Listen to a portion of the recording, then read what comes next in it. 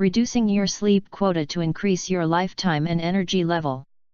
Disclaimer: this video is for information purpose, and should not be used as a substitute for medical treatment or advice. Sleep is vital to our well-being because it is the only process by which we can fully recharge our batteries, and get the energy we need for our daily activities.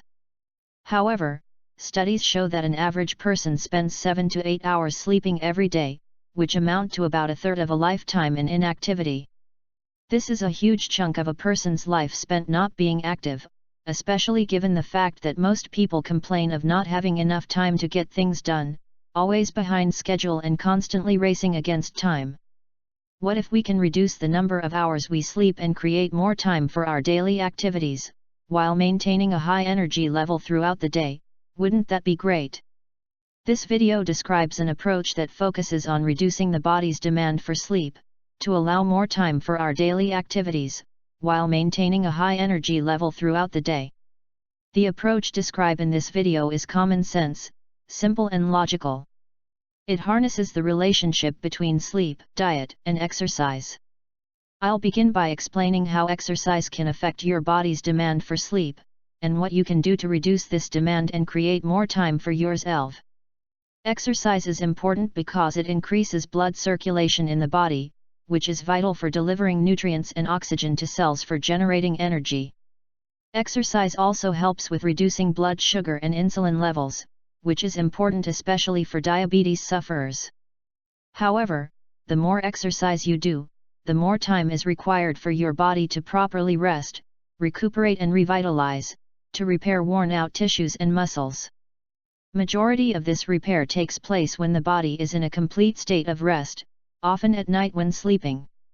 This explains why we sleep longer after a stressful day or after a strenuous exercise. To get the best out of exercise, so as to reduce your sleep time without compromising your energy, is to strike the right balance in exercising that allows adequate blood circulation, without necessarily overtasking the body. To get this balance, the type and duration of exercise have to be properly assessed with respect to impact on the body. Based on this approach, a light exercise, such as a short 30 minutes walk done daily, is sufficient for the average person, especially for adults over the age of 40.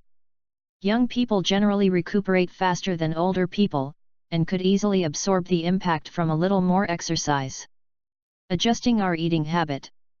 The other major adjustment that you can make is your feeding habit.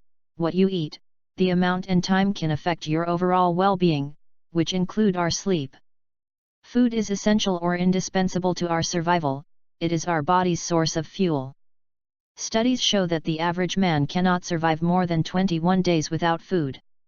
However, certain eating habit can do us harm, and negatively affect our sleep. Certain foods can cause rapid rise in blood sugar, which triggers the release of insulin to normalize the blood sugar level. The release of insulin often result in a sharp drop in energy level for high sugary, carbohydrate or starchy foods, those high in the glycemic index, such as sugary drinks, white bread, white rice, etc. This explains why most people feel sleepy, or oven slump, after eating high glycemic foods. In addition, stuffing up on too much food, especially at nighttime, can negatively impact your sleep. The time you eat can affect your sleep. For example, going to bed immediately after a meal without allowing what you ate to digest can affect the quality of your sleep, as the body would focus most of its resources on digestion, instead of on recuperating. Without good quality sleep, you cannot be at your best, as your energy level will be low. Hence it is important you eat the right food and at the proper time before going to bed, so as to allow the body to maximize its resources on recuperating to an optimal energy level.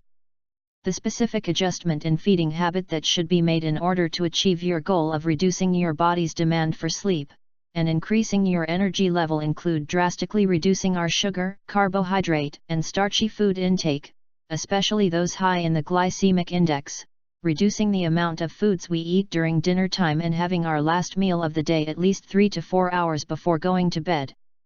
In addition, try to have not more than 2 meals a day, at a minimum interval of 8 hours between meals, and avoid snacking.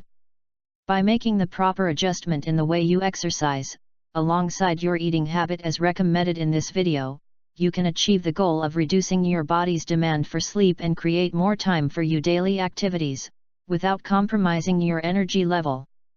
Good luck with your health, and please don't forget to subscribe so as to get the latest on how to live a healthy and fulfilled life.